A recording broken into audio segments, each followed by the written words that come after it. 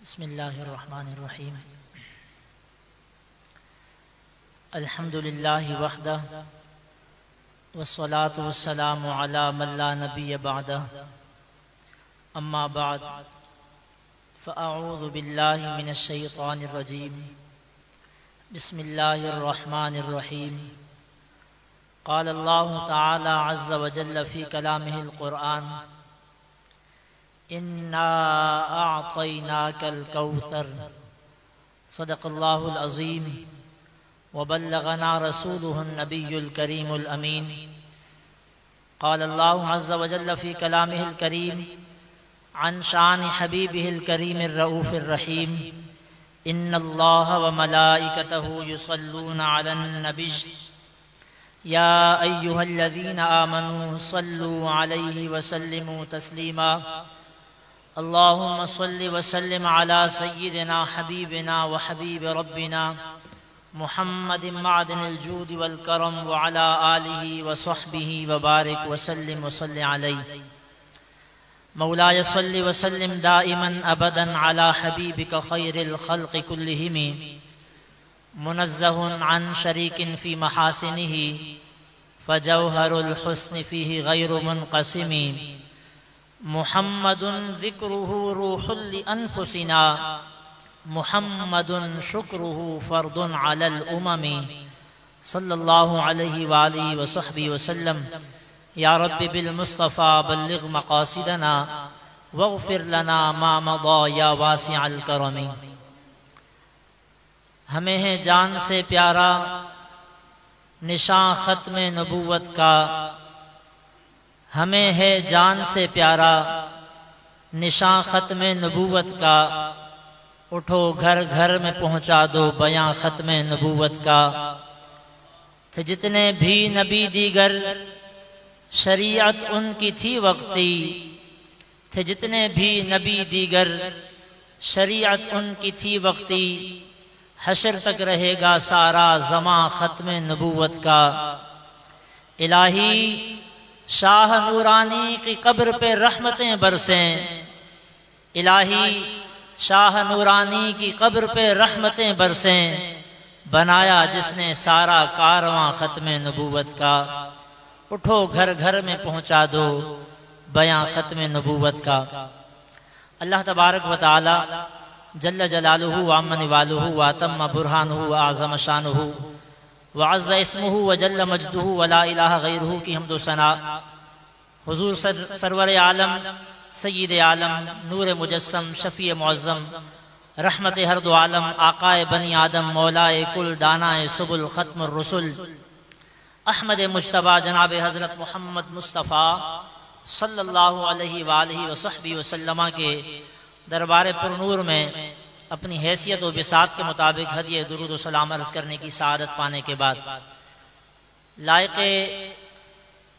تحسین صدہا مبارکباد ختم نبوت فورم کے جملہ ذمہ داران جملہ اراکین کے اللہ تبارک و تعالی نے یہ سعادت ان کا مقدر فرمائی کہ عقیدہ ختم نبوت صلی اللہ علیہ وآلہ وصحبہ وسلم کے تحفظ کے لیے ان کا انتخاب فرما دیا اور عصر حاضر میں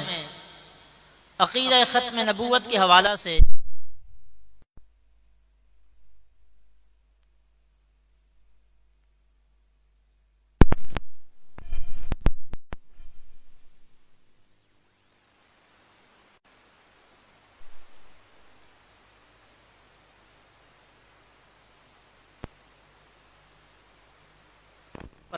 میں بھی اس عظیم سعی کی سعادت اور توفیق مرحمت فرمائے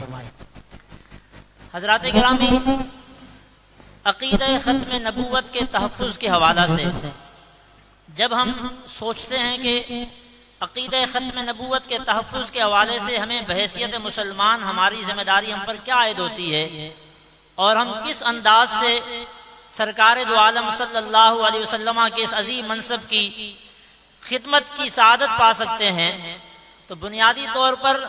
دو شعبہ جات ہیں دونوں شعبہ جات میں کسی ایک شعبہ کے اندر بھی اگر اللہ تبارک و تعالی ہمیں سعادت و توفیق نصیب فرمائے تو یہ مالک کی کرم نوازی ہے اس کے دو شعبہ جات ہیں بنیادی طور پر. ایک تو یہ کہ عقیدہ ختم نبوت کی آگہی، عقیدہ ختم نبوت کے حوالے سے ایک مسلمان کو آگاہ کرنا ہے کہ اس کی شرعی حیثیت کیا ہے،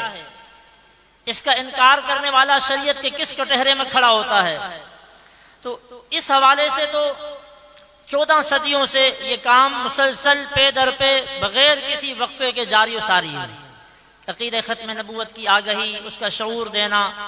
منکرین ختم نبوت کے فتنوں کے بارے میں آگاہ کرنا، یہ تو اللہ تبارک و تعالیٰ کا فضل اور کرم ہے کہ یہ 15ویں صدی آن پہنچی اور ہر صدی کے اندر اللہ تبارک و تعالیٰ کے منتخب بندے، برگزیدہ بندے، مقربین عقیدہ ختم نبوت کی خدمت کے حوالے سے اس کا شعور، اس کا ادراک، اس کی شرعی حیثیت کو لوگوں تک پہنچانے میں اپنی اپنی سطح پر اپنا کام کرتے رہے ہیں. یہ تو ٹھیک ہے، بہت بہتر ہے. لیکن دوسرا جو شعبہ ہے کہ 7 ستمبر 1974 کو قائد ملت اسلامیہ امام شاہ احمد نورانی صدیقی رحمہ اللہ اور دیگر اکابرین کی محنت شاقہ کے بعد اللہ تبارک و تعالیٰ نے اسلامیان پاکستان کو جو کامیابی عطا فرمائی، بعد ازاں قانون کے اندر جو قادیانیوں کو غیر مسلم اقلیت ڈکلیئر کیا گیا، جو کہ آج تک قادیانی پاکستان کے اس آئین اور قانون، یعنی آئین و قانون میں جو ان کی حیثیت ہے غیر مسلم کی، اسے قبول کرنے سے انکاری ہے. تو نہ صرف یہ دین اسلام کو ماننے والوں کی دل آزاری کا باعث بن رہے ہیں بلکہ ملک کی امن و سلامتی کے لیے بھی خطرہ بن رہے ہیں. آئین کا انکار کر رہے ہیں، قانون کا انکار کر رہے ہیں. اس حوالے سے ختم نبوت فورم نے جو ان کا قانونی تعاقب کیا اور ایسی نشستوں کا اہتمام کیا کہ وہاں یہ اویئرنیس دی گئی کہ اس عنوان پر مجھ جیسے جو ابتدائی طفل مکتب تھے جنہیں قانونی اشکالات کا علم نہ تھا، ہم نے جب ایسی نشستوں میں شرکت کی اور عقیدہ ختم نبوت کے حوالے سے ان کے بھیجے گئے مبلغین نے وہاں پر قانونی حیثیت کو بیان کیا کہ ہم اس انداز سے ان کا قانونی تعاقب کر کے ان کے اس فتنے کا خاتمہ بھی کر سکتے ہیں. اور بحمدللہ آپ دیکھیں گے کہ پچھلے چند ایک سالوں میں ملک کی سطح پر جہاں جہاں ان کے ارتداد خانے تھے، ان کے غلاظت خانے تھے، انہوں نے وہاں پر جہاں ادراک دیا، اس کا شعور دیا، لوگوں کو اس کا علم ہوا، تو پھر انہوں نے جنگ و جدل نہیں بلکہ سب سے پہلے قانونی تلوار اٹھائی، قانونی آلہ اٹھایا اور پھر ان کے خلاف جب ان کا تعاقب کیا تو پھر ان کی یہ حواس باختہ ہو گئے. یہ ہمارے ساتھ کیا ہونے لگا؟ کیونکہ آج تک ہم علمی شعبہ جات کے اندر تو ان کا رد بلی کرتے رہے، لیکن یہ بتانا ضروری تھا یہ جو فتنہ قادیانیت ہے یہ آئین پاکستان میں ایسا نہیں کہ اسے آزاد چھوڑ دیا گیا ہے، بلکہ ایسے زنجیر میں سے جکڑا ہوا ہے. صرف ہماری قانونی طور پر کم علمی کی وجہ سے یا کچھ کمزوریوں کی وجہ سے یہ اپنے ناپاک عزائم کی طرف بڑھ رہے ہیں. تو میں سمجھتا ہوں کہ یہ دونوں شعبہ جات کہ عقیدہ ختم نبوت کی آگہی کے حوالے سے ختم نبوت کی کلاسز کا انعقاد کرنا، ایسے کورسز کا اہتمام کرنا، یہ بھی لائق تحسینات ہیں. اور اس کے علاوہ اس کے قانونی شعبہ جات کے حوالے سے رہنمائی فراہم کرنا، ان کا عملی طور پر قانونی تعاقب کرنا، یہ بھی قابل تحسین ہے. اللہ تبارک و تعالیٰ کی بارگاہ اقدس میں دعا ہے کہ رب ذوالجلال ختم نبوت فورم کو مزید معاونین عطا فرمائے، مزید مخلصین عطا فرمائے کہ اس انداز سے یہ آقا کریم علیہ الصلوۃ والسلام کی ختم نبوت کے اس عظیم منصب کی خدمت بھی کرتے رہیں. اللہ تبارک و تعالی ہمیں بھی یہ سعادت بخشے کہ ہم بھی اس عظیم مشن کے اندر اپنا حصہ ادا کرتے رہیں. رب ذوالجلال ہم تمام کو اس عظیم مشن پر کام کرتے رہنے کی اور اسے جاری و ساری رکھنے کی اور اس عظیم مشن پر استقامت کی سعادت نصیب فرمائے. وما علینا الا البلاغ المبین.